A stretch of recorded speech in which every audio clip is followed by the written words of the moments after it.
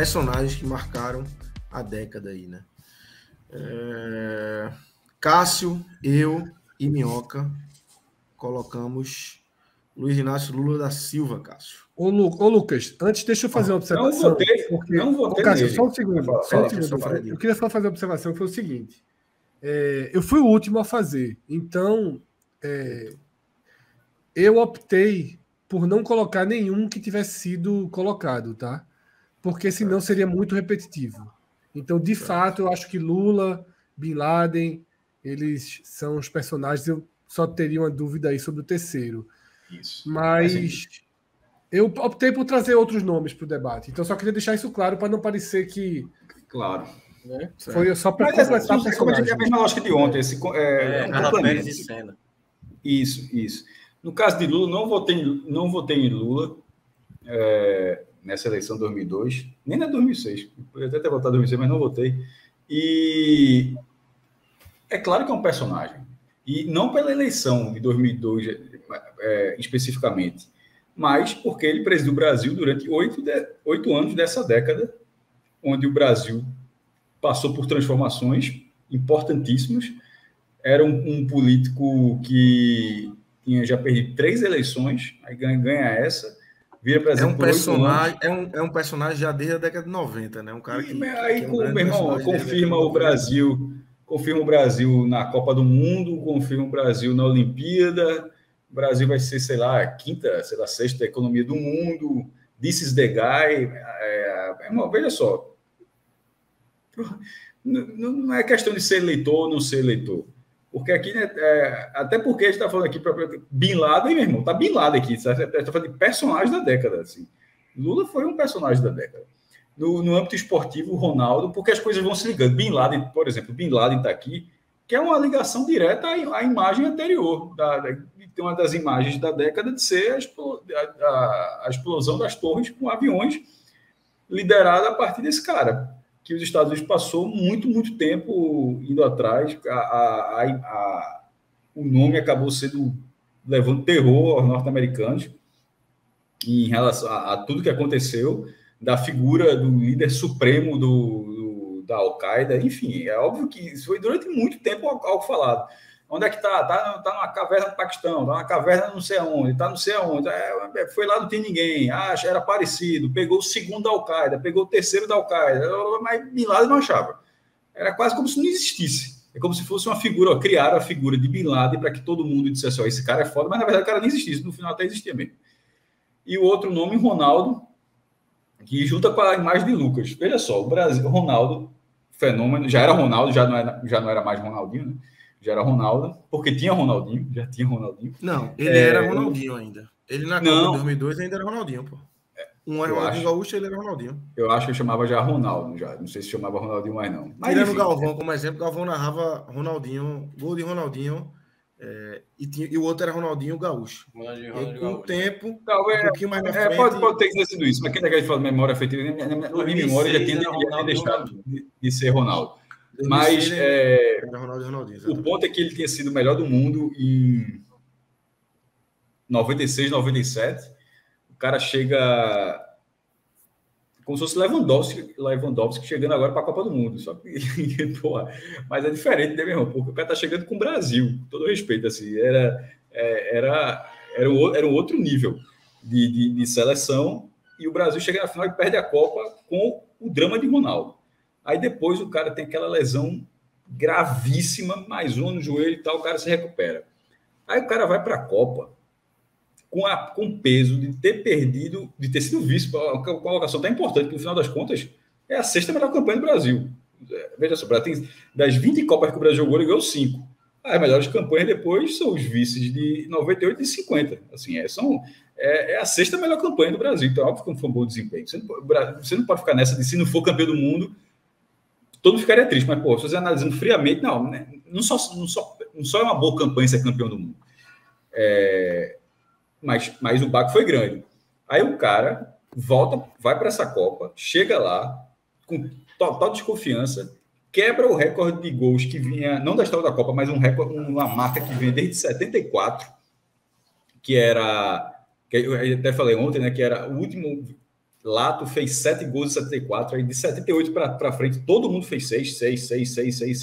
Aí o Ronaldo foi lá e fez 8.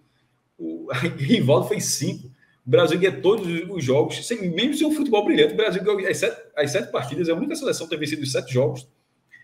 Não todos os jogos, porque o time de 70 ganhou todos os jogos e o Uruguai de 30 ganhou todos os jogos, foram 4. O time de 70 foram 6 e aí foram 7. Mas mesmo sem brilho, mas ganhou todos os jogos. E a história de Ronaldo é foda, meu irmão, nesse sentido. A reviravolta é das maiores reviravoltas que o esporte já viu. Aí, para completar, o cara faz 2 gols da final. E ele chega, assim, Filipão bancando, né? Filipão banca de última hora ali, Ronaldo não participa da eliminatória. Banca, mas, mas se Romário tivesse na Copa, não era no lugar de Ronaldo, não. Eu acho que era no lugar de Luizão. Sim, Ronaldo, só para dizer, não estava entre Ronaldo e Romário, não. Mas sem dúvida era uma escolha de Filipão, de acreditar, e estava acompanhando o jogador, a recuperação do jogador, e tecnicamente, veja só, Ronaldo tinha quantos anos? Você tem 17, 94, o cara tem 25 anos, pô. Assim, o cara é muito novo, e veja só, se o joelho dele tivesse se condicionado e algo aconteceu, era tecnicamente, fisicamente um jogador que ajudaria muito, e foi o que aconteceu. A aposta, a bet de Filipão, ela bateu no talo, meu irmão. O cara entregou tudo na Copa. E outra coisa, o cara tem um contrato vitalício com a Nike, meu irmão. Ele e o filho também tem. Ele e o filho tem Ronaldo era midiático demais, pô. Era uma mudança do jogador do esporte, no futebol, que já tem isso nos esportes americanos, com jogador de futebol americano, Jordan no basquete, mas no futebol não era tão que eu tinha assim, tinha David Beckham e por ser galã, assim, mas o cara por ser jogador mesmo, craque, assim, de ser uma estrela mundial de mercado de marketing, assim, eu acho que o Ronaldo Fenômeno é o cara que abre esse caminho aí. E jogou bola na Copa, né? Jogou muita bola na Copa. Não foi bola de ouro. Bola de ouro foi Kahn, lembrando, né? Foi Kahn, né? Que é isso que eu ia dizer assim. Kahn foi escolhido antes da final, né? Antes da final, um erro grave, né? Inclusive, assim. E aí, calha na final, Kahn falhar e Ronaldo. Fazer 2 gols. Fazer 2 gols, aproveitar ali a falha dele, fazer o primeiro. Mas tem uma discussão de que uma linha defende que Rivaldo jogou mais do que Ronaldo na Copa. Eu acho que Ronaldo é o maior jogador da Copa. Eu também acho. Mas Rivaldo jogou pra caralho. Rivaldo jogou 13 gols, pô. Veja só. 13 gols, somando os dois, porra. 13. É muito gol, porra. Assim, e poderia ter tido o Romário ainda, né? Aliás, Rivaldo foi bem nas 2 Copas, tá? Eu falei de Ronaldo, porque o Ronaldo personal, mas Rivaldo tinha sido vice-campeão em 98 também. Fez 3 gols em 98 e faz 5 nessa. 8 golzinhos em Copa é forte. É muita coisa. E esse lance do prêmio ser escolhido antes. Rivaldo tem uma visão de futebol, ser posicionado no futebol para muitos abaixo de Zico é um crime, pô. Total. Ele foi maior que Zico em tudo, pô. Só não jogou no Flamengo. Esse lance do prêmio ser escolhido antes da final, acho que mesmo assim, o prêmio para Kahn foi injusto, assim, sabe? Tipo, mesmo considerando esse detalhe ter sido antes para a final, pô, esse prêmio era de Ronaldo. É um ótimo debate, cara. É um ótimo debate. Se você pegar o recorte assim, só vale até a semifinal. Não seria um absurdo. Mas ainda assim eu acho que é errado. Não, claro, veja, depois da final, óbvio, fica um absurdo. Mas até a semifinal não seria um absurdo. Pegou pra caralho. E seria o cara levando a Alemanha para a Alemanha estava. O Brasil está desacreditado, a Alemanha estava muito mais desacreditada. Assim, era um time, era a última safra. Era a Alemanha dele e de Ballack, né? Assim, eram os dois. Ballack não joga. E outra, Ballack é o nome Ballack, a galera adora o nome estrangeiro. Mas não era o puta craque, não, velho. Assim, a Alemanha não tinha. Aí tinha Klose surgindo, fez um bocado de gol na Copa. A parte daquele time da Alemanha. Se fosse com outra camisa da seleção, ninguém dava o cartaz, mas era a Alemanha. E a Alemanha tem esse poder de sempre ir bem nas Copas, mas aquele time não era um grande time da Alemanha. Mas teve um goleiro que fez uma Copa excepcional, um meio excelente e um atacante que desabrochou ali e meteu o gol. Mas, como o Pedro falou, se a eleição fosse até a semifinal, meu irmão, fechou aqui, do jeito que foi. Na verdade, a eleição foi até a semifinal. Mas, assim, se fosse para discutir o merecimento até a semifinal, não seria um absurdo, mas também não seria Kahn. Não seria Kahn. Pedro, você aí, queria que você trouxesse aí, enfim, passasse aí também por Ronaldo Bin Laden e fechasse aí sua lista.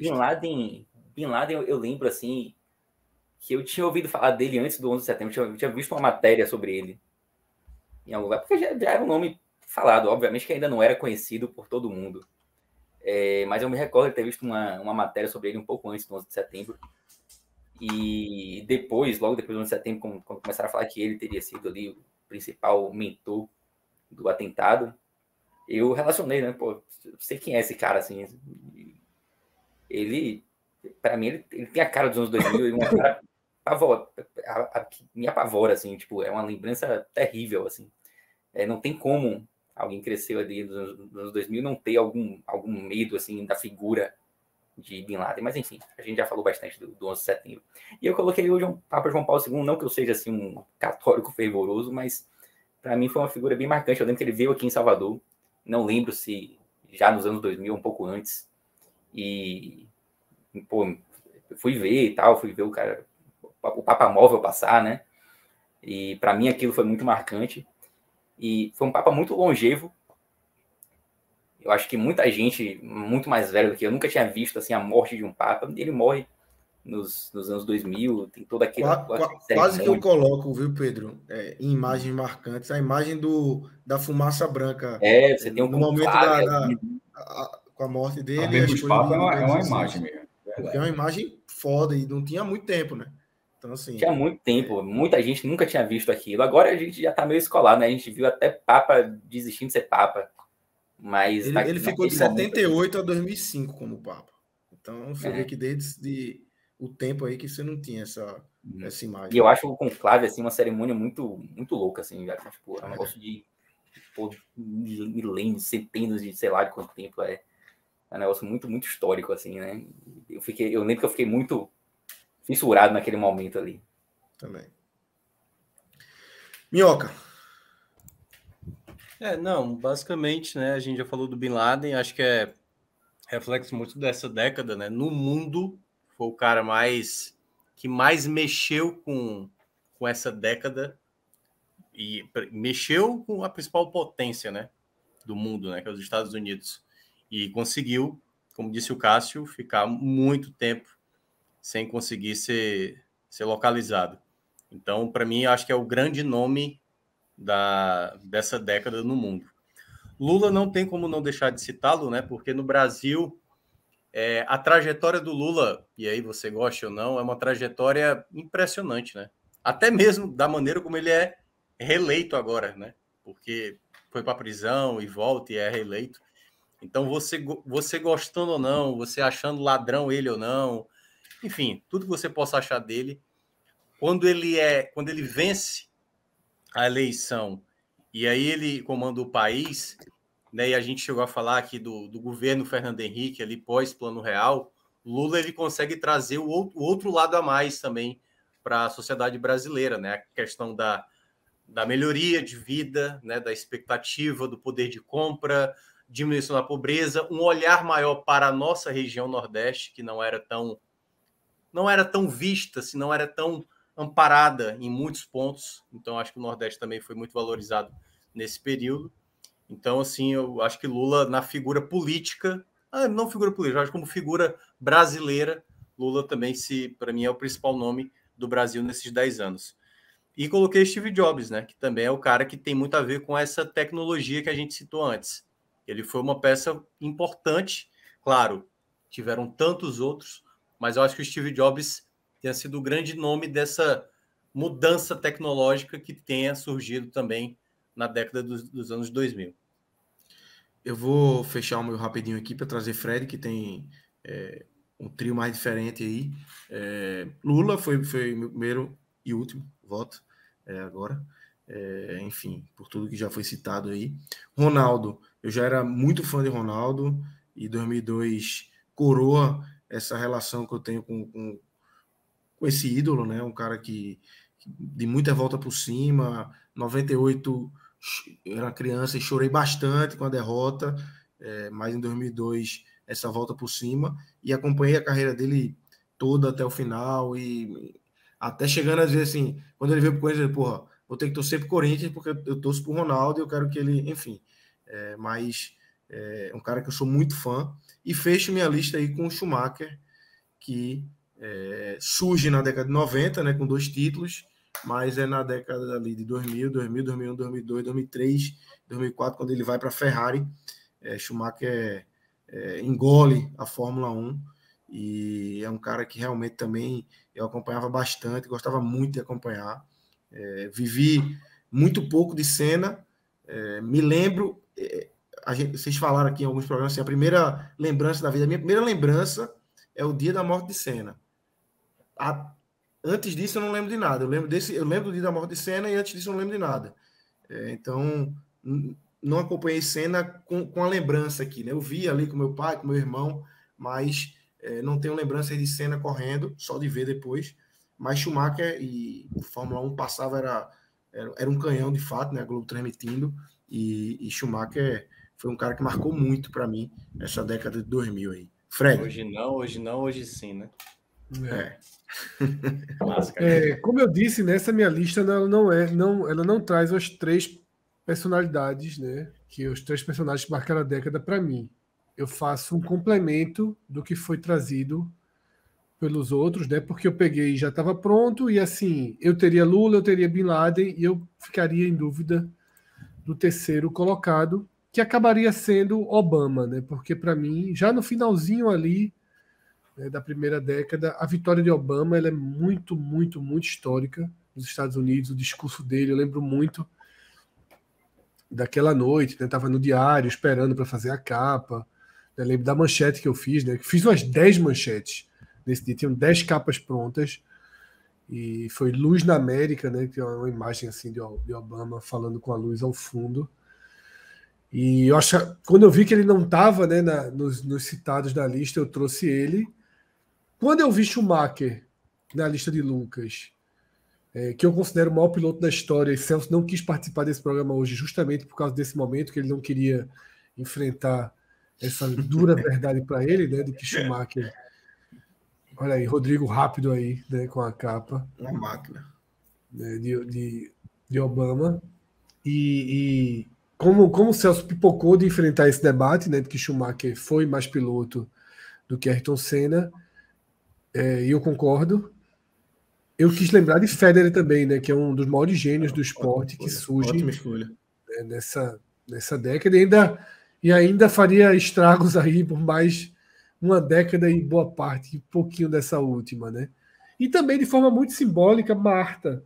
Muito boa escolha essa última. Né? Porque ela é a personagem que faz com que o futebol feminino deixe de ser uma coisa meio exótica no Brasil, né? Você olhava o futebol feminino de forma muito exótica, distante. Não era muito um esporte. E Marta vai mudando essa... Olha aí, Celso. Celso aí. Bota mais aí, Celso. Bota mais aí. Bota mais. Reza a lenda que se chegar em 1000, Senna fica maior que Schumacher. Desenvolve o teu pensamento aí, via Superchat. Aí. E aí, Marta, eu achei simbólico também, né? Colocar. Claro que ela é menor que Ronaldo. Sim. Na década.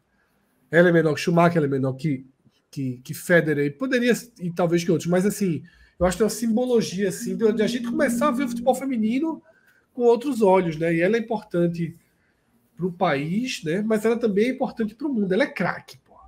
Ela é craque. Ela é acima, sim. Hoje já, obviamente, tem outras grandes jogadoras acima dela, mas ela muda completamente o patamar. Hoje tem jogadoras acima dela para o que ela é hoje, né? Não porque ela é hoje, não porque ela já foi. Exatamente. A curva já está descendente. Ela era apelação, assim. Né? Mas ela era apelação e ninguém chega perto do que ela fez.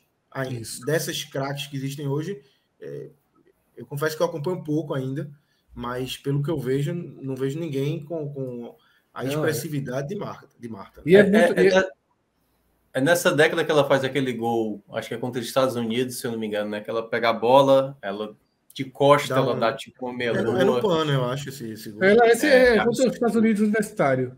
Ela ganha a bola de ouro, né? Ela, pela primeira vez, acho que em 2006, mais de um. Ela começa a ganhar e vai ganhando várias. E aí eu trouxe ela, né? vai jogar assim, fora, né? Joga na Suécia. Foi para completar aí. O quadro. O Meia na Suécia, né? Jogou no Santos também, ganhou a Copa do Brasil. Ela abre um mercado, né, internacional aí para essas meninas que estavam surgindo. Várias vão para fora depois de Marta, que abre esse mercado na Suécia, várias vão para lá, para os Estados Unidos. Realmente foi um ótimo personagem que não podia ter ficado de fora. Marta aí, nossa camisa 10 da seleção brasileira feminina.